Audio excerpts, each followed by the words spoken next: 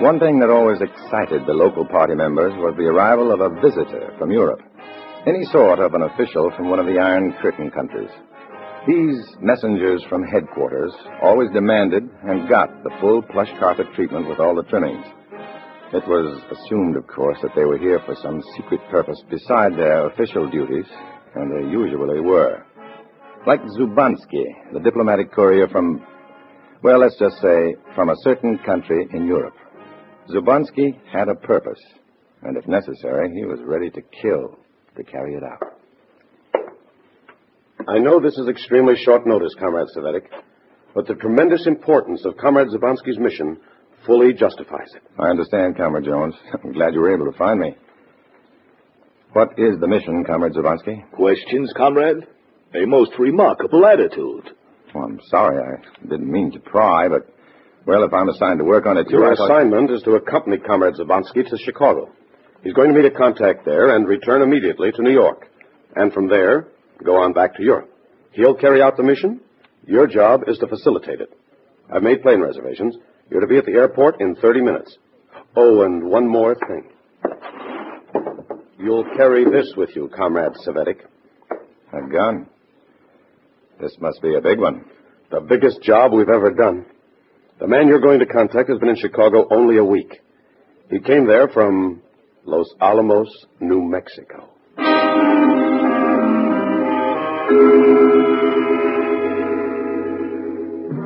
30 minutes. No time to discuss anything with the FBI. In fact, I didn't see how I was even going to contact them. Zubanski went to my hotel with me and stayed with me while I packed. Finally, we were ready to leave, and there was no way around it. I had to take a chance.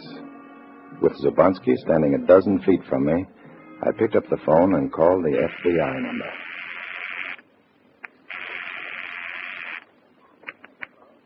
Hello? Hello, City Cab Company? No, this is not the... Will you hold a cab at the stand in front of the Gavin Hotel, please? A friend and I have to get to the airport right away to catch Flight 9 to Chicago. Is this Richards? Right. It's very important that we catch that plane. Something big? Yes, the Gavin Hotel. Right away. All right. We'll cover you. Thanks. Thanks a lot. A taxi will be waiting, Comrade Zubanski. Shall we go?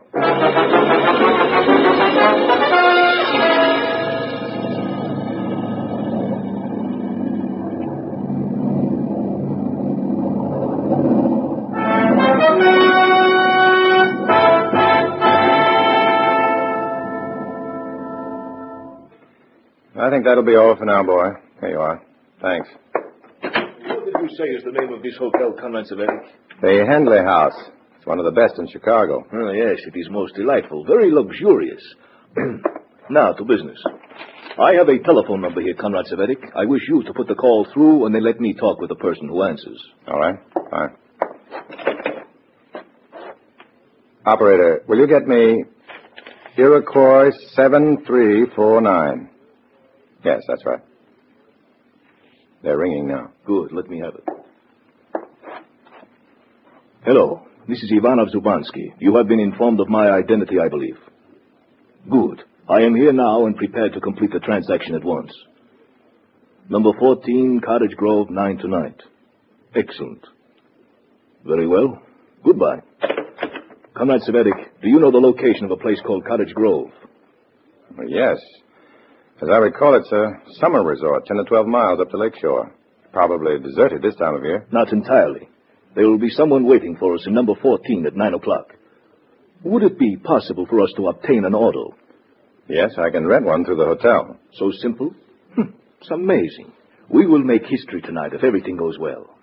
Make history? Comrade Savetic, I have been an agent of the party for 20 years, and I have never carried out an assignment even approaching this one in importance. Arrange for the car.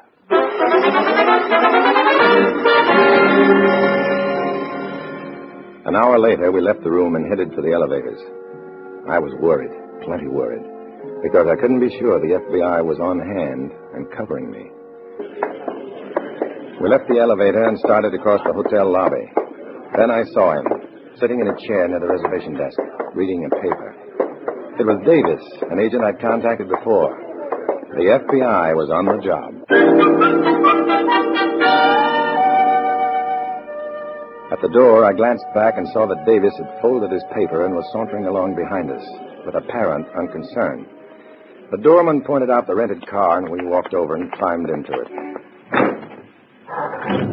Now, Conrad Severik, let us go now, quickly.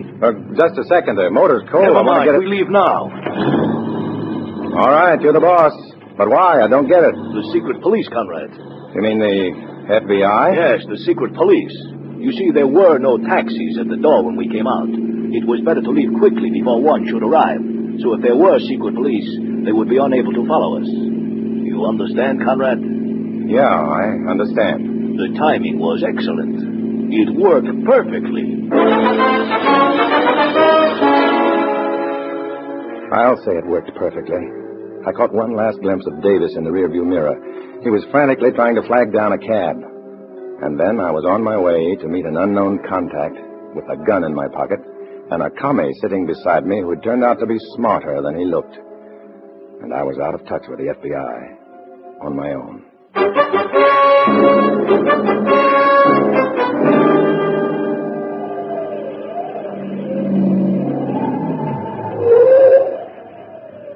That must be number 14, there at the edge of the sand. We will soon know. Come. You will leave everything to me, Conrad Severik. I'll have to. I don't even know what it's all about. No matter. I do. Be on guard. Be careful. Right. This is number 14, all right. You'd think you would find... Sue. Get your hands up. Who are you? I am Ivanov Zubansky, a friend. Friend of whom? A friend of a friend.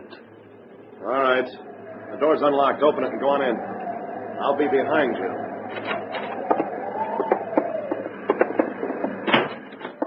How come there's two of you?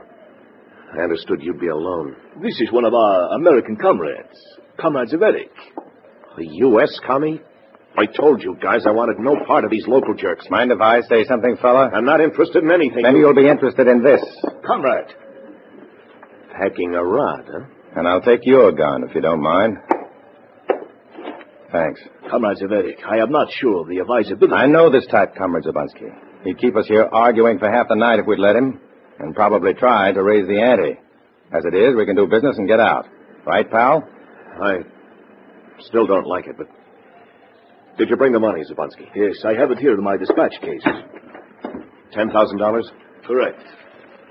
There you are. You may verify the amount if you wish. No. No, you wouldn't try to shave it. You're getting a bargain, and you know it. Suppose we find out what we are getting. There's the money. Produce. All right, take it easy.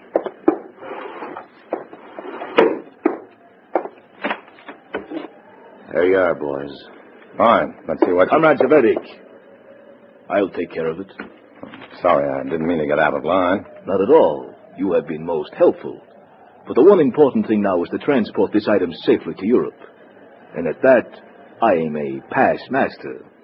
Shall we go? I drove back into the hotel with Zubansky holding the dispatch case as though it were stuffed with diamonds, and neither of us talking very much. I still didn't know what it was he'd bought, but it was a bound report of some sort, and the man who'd sold it had come from Los Alamos. Two good reasons why it shouldn't get out of the country. We just got inside our hotel room when the phone rang. Who is that? Well, I don't know. I'll get it. Hello. Bishop? Yes, this is Mr. Severik. Davis here. I'm calling from the lobby. Pretend it's the room clerk. I see. Some bad luck there when you left the hotel. I saw you come back. Pick up anything, a report or film? Of course. I thought so when I saw that dispatch case. Well, we have a plane reservation out on Flight 12 in the morning, so the room will be available by 9 o'clock. All right, I'll check with headquarters and contact you before then. No trouble at all. Bye. The room clerk. They've got a convention coming in tomorrow. Wanted to know when we were leaving. Ah, yes. As a matter of fact, Comrade Severik, I think we shall leave immediately. But I thought we were staying over until morning. There is hardly any point in it now. I have what I came for. It is better to get it out of the country as quickly as possible. What about this getting it out of the country, comrade? How are you going to get it through customs? The dispatch case, of course. I'm about to put the seal on it now. Diplomatic immunity. I hadn't thought of that. Comrade Severik, I think you might be interested in seeing what a tremendous prize we have acquired tonight. I will show you just the title of the report before I seal it up. Look. I stood there aghast, watching him put the customs immunity seal on the case, realizing the full meaning of the title on the front of the bound pages. It read, Quarterly Progress Report, Secret Weapons.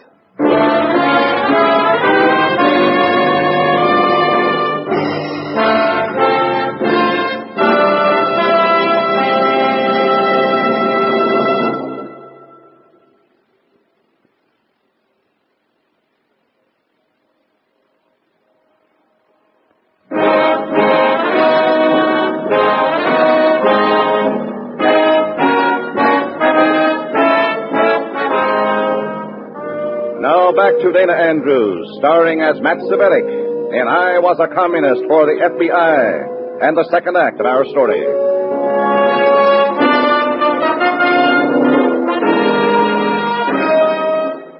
Once again, the timing was against me.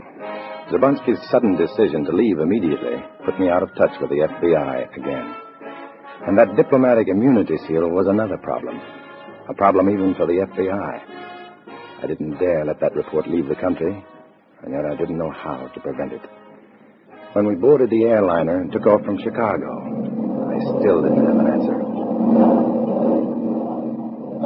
According to the schedule, we will arrive in New York at 6:40, and at 8:10 I catch a transatlantic plane to Europe.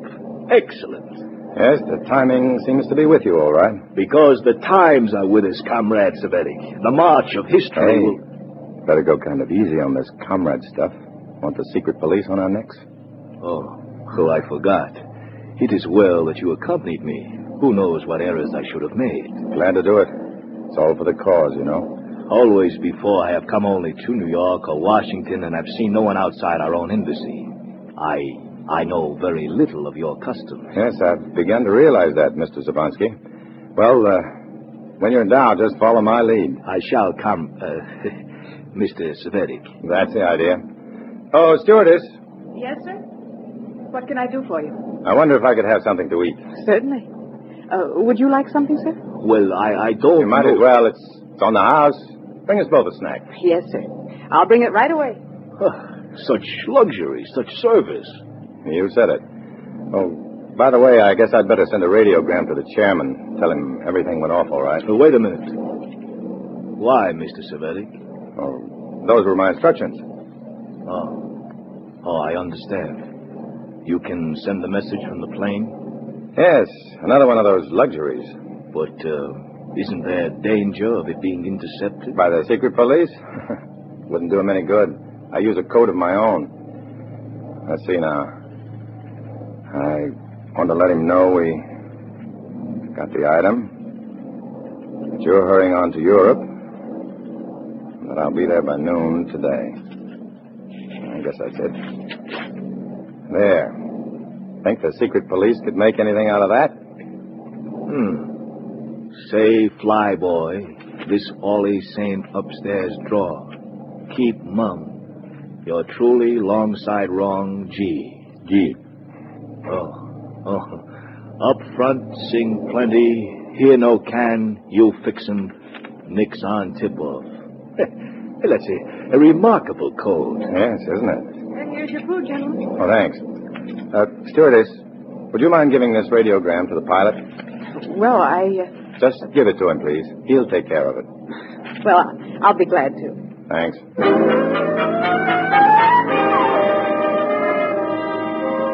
I sat there eating and listened to Zabonsky congratulating himself on the great job he'd done. And then what I'd been waiting for happened. The stewardess came back from the pilot's compartment. Sir, the pilot can't make out some of the words in your radiogram. He wonders if you'd come up and explain them. Yes, I'll be happy to.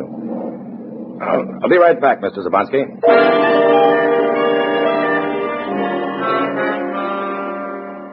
5 minutes later, I was back in my seat again, and the pilot was trying to make radio contact with the FBI in New York.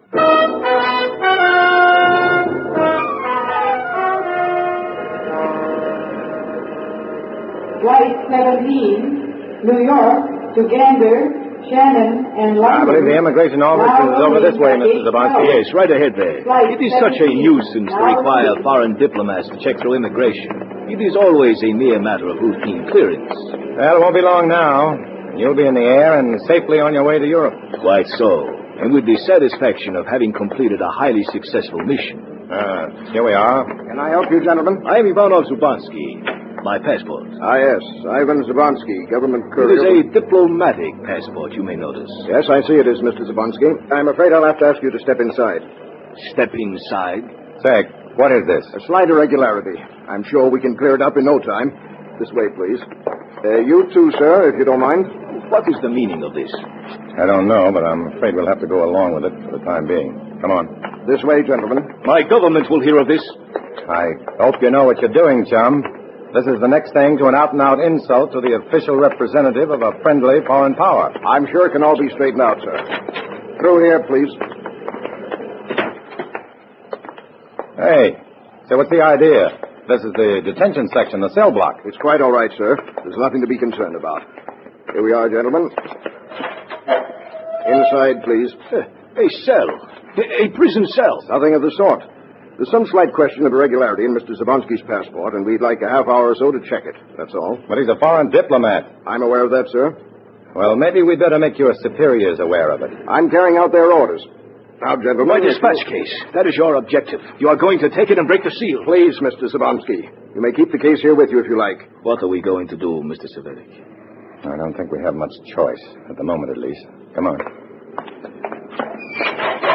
Thank you for your cooperation, gentlemen.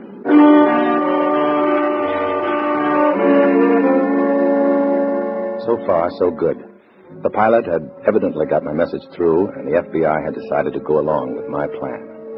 I'd asked them to detain us for half an hour and leave us in a cell together. The rest was up to me. The problem? Block off that report without getting the State Department involved and without arousing Zubansky's suspicions. Quite a problem. What is taking them so long? Why doesn't he come back? Easy, comrade. He's only been gone 5 minutes.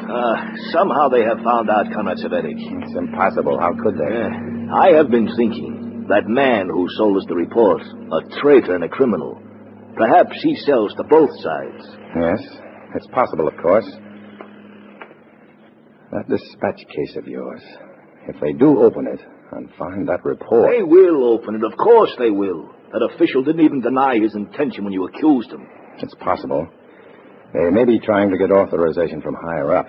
And they will come for it at any moment. What can we do? If we could only get rid of that report. Without that for evidence, they wouldn't dare hold you. If we could only dispose of it some way. Sure, but it's a little hard to dispose of anything when you're locked up in a cell. Here. Like a cigarette? No, thank you. That is it. The cigarettes. You have matches, of course. Yeah, but I get it. Burn the report. Right here on the floor. Exactly. We must hurry before they come for it. Where are the matches? Here. Let's tear the thing into shreds so it'll burn in a hurry. Otherwise, they may smell the smoke and get here before it's destroyed. That's a very shrewd idea. If I get out of this, Comrade Savelik, rest assured that I shall commend your assistance highly to yourself, Chairman. Thank you, comrade. You're too generous. Well, that ought to do it. Here goes nothing. Good. It is flaring up very quickly. It will all be burned within a matter of seconds. A $10,000 blaze. And an even greater loss to the party. We had the plans of secret weapons right in our hands, Comrade Zubansky. Comrade, there was no way to save it. Under the circumstances, we are fortunate to have saved our lives. Here, what's burning in here? We just made it, comrade. And as he do for a surprise. Good Lord. What are you burning here? Private diplomatic papers for which I have no further use. I'd say you're wasting your time, pal. There's nothing left but embers. Why did you do this? Why did you burn these papers? A purely personal matter. What about Mr. Zabansky's passport? Did you get that irregularity cleared up? Here is the passport. It's been cleared. Your ticket is stamped. I am free, then, to take the plane to Europe? I have no reason to detain you further. Not now, huh? As for you, however, my superior is waiting down the hall to ask you a few questions. Glad to oblige. I always... Hey, look at the time. What? You've got just 3 minutes to get aboard that plane, Mr. Zabansky. Get out before they change their minds. Yes, I understand. I go quickly. I will communicate with you in the very near future. Fine. Good luck, Zabansky. Nice going, sir. Thanks. You put on a pretty good act yourself. I don't exactly know who you are or entirely what this is about, but there's a man down the hall who does. I must say, though, you made a fine mess of the floor of one of my security units. Yeah, but it was a fortunate mess. Plenty fortunate. There you are. Come on in, Matt. Oh, Davis. Flew in an hour behind here. But I guess there's nothing much left for me to do but offer congratulations and say that we're... Wait, hold a second. Huh?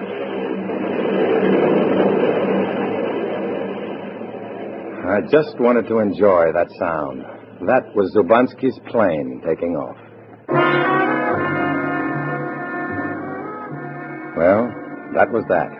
Davis traced a spy from his fingerprints on the gun I took from him and picked him up in Chicago a week later. But that was later. There in the immigration office, I shook hands with Davis, and he left to catch a taxi to his apartment and his wife and kids.